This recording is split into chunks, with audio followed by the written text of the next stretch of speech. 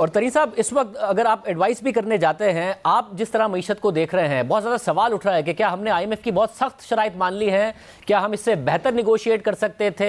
आपने माजी में IMF से भी निगोशिएट किया हुआ है, मईशत भी चलाई है बतौर वजीर ख़जाना। आपके ख्याल में क्या बहुत सख्त प्रोग्राम मान कर आ गए हम? मेरे ख्याल में शुरू के बीच में हमने गलती कर ली और मेरे ख्याल में सोच ये थी कि देखें फ्रंट लोडेड कर दिया जाए ताकि पॉलिटिकल कॉस्ट तो जो होगी हमें बाद में उसको चेंज नहीं करना पड़ेगा।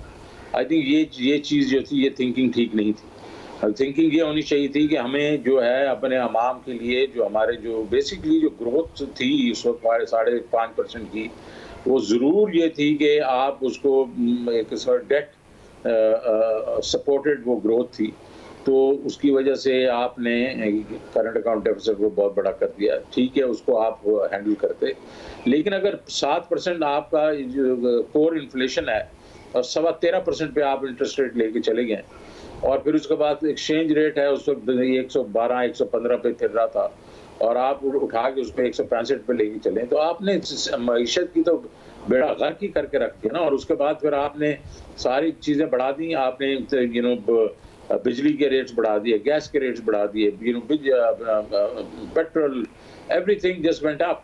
सो उससे ये हुआ कि डिमांड तो उड़ गई है। जब डिमांड उड़ गई तो और मतलब मईशत बैठ गई तो उससे अनएम्प्लॉयमेंट हो गई।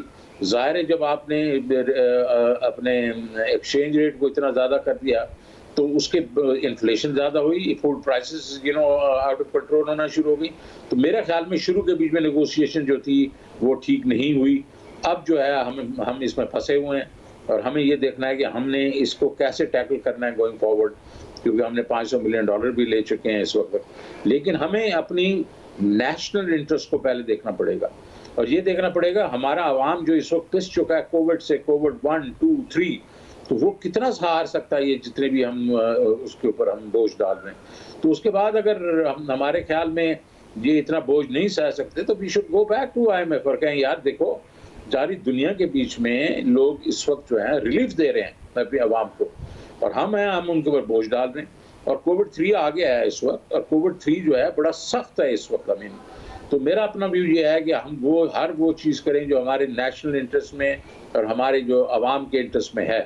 लेकिन मैं ये नहीं कह रहा हूँ हमें IMF से निकल जाना चाहिए, लेकिन आई थिंक उनको हमें एक समझाना चाहिए कि भाईजान आप दुनिया के वीडियो देखें क्या हो रहा है और आप हमारे साथ क्या कर रहे हैं।